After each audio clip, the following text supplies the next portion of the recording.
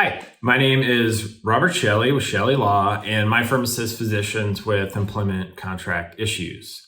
I came in early on a Sunday, thought I'd knock out some content. So today I'm going to talk about what are some examples of moonlighting for a physician.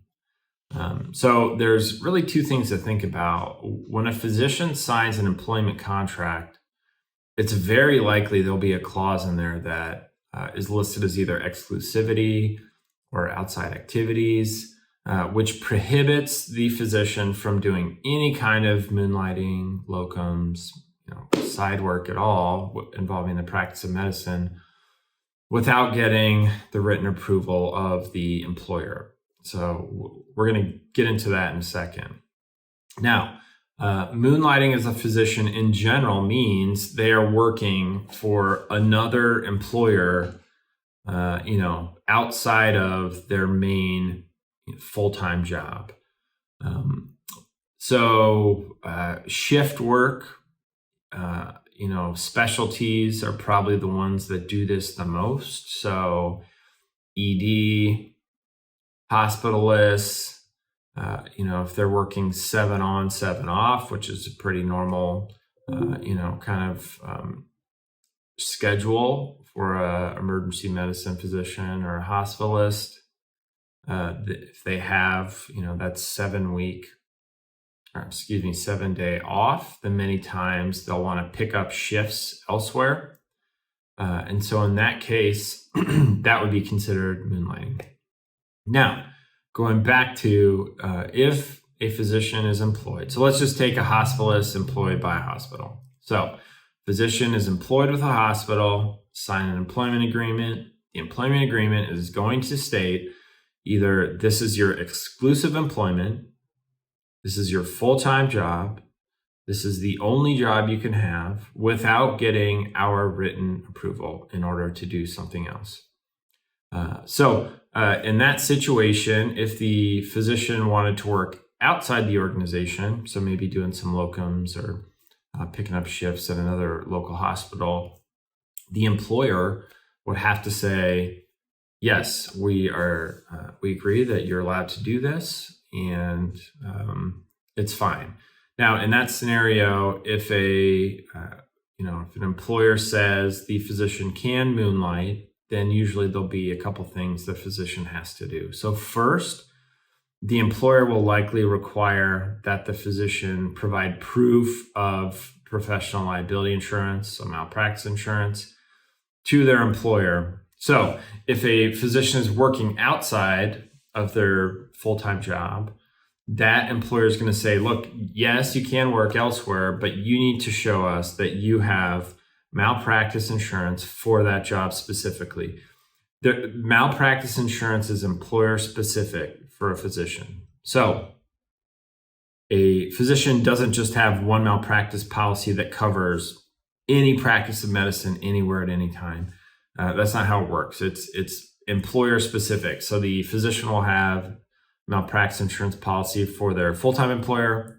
And then if they're going to moonlight, locums, whatever, they would have another professional liability insurance policy that covered that employer as well.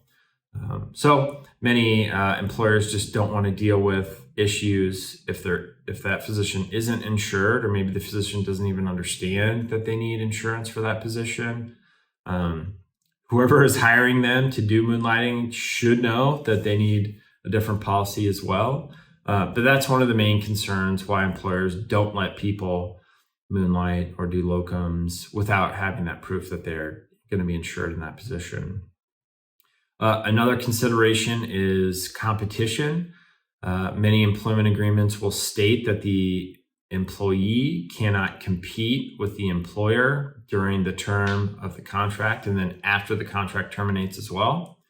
So, it can state specifically, no matter what, you cannot work with a competitor organization during the term of this agreement. And that could be different than the actual non-compete, which then will take effect after the agreement ends. So let's just take the hospitalist example as well. So the hospitalist works for one hospital. The employment agreement could state you can't work as a hospitalist, within the county that the hospital is in, or within 15 miles or something like that. They're really, if you think about it, there's not competition amongst shift work physicians and, people that work in the ED or hospitalists. It's not like you're going to steal a patient base from a hospital or anything like that. The biggest concern would be, let's just say someone was a primary care physician employed by a hospital, their clinic is off campus somewhere. What they wouldn't want to do is have that physician work at another primary care practice in the area, maybe just on the weekends or something like that, build up at least some kind of patient base, and then potentially terminate the contract with the employer and then move over to whatever job they were moonlighting with and maybe take the patients with them. Now, there will be other clauses in the contract that prohibit that. There'll be a non-solicitation agreement. As I said before, there'll be a non-compete. But in the kind of non-shift work positions, that's the fear of the employer, is that if they are going to do some kind of moonlighting, that they will establish some kind of presence somewhere else and then ultimately take those patients with them when they leave the original employer. Moonlighting can also take the form of, let's say there's a hospitalist that works at one hospital. However, they're in a larger network, and then there's other hospitals within the network that they could, pick up shifts at as well. In that scenario, normally you would not need written approval in order to do that. Most contracts will state the provider is allowed to pick up shifts within the network without any kind of need for approval, because normally the malpractice policy would cover all of the network, not just one hospital. And so in that scenario, it would be fine. Now, the only reason why, let's say it's hospitalists, they would want to pick up shifts elsewhere, so outside the network. So let's say they have an opportunity to pick up additional shifts either at their own hospital or maybe in other hospitals in the system. Why would they go outside? Well, it's money. So you'll generally get paid more if you're working in a locum tenens position. And so maybe you'll make $1,500 a shift within the network, but then if you work a locum's job, you'll make $2,200 a shift, something like that.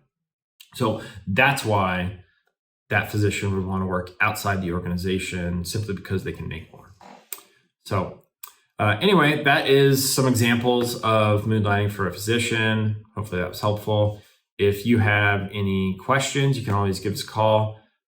Reach us at the phone number listed below in the description, or you can always reach us through our website at chellelaw.com. That's CHELLE law.com. Anyway, appreciate you watching the video. Take care.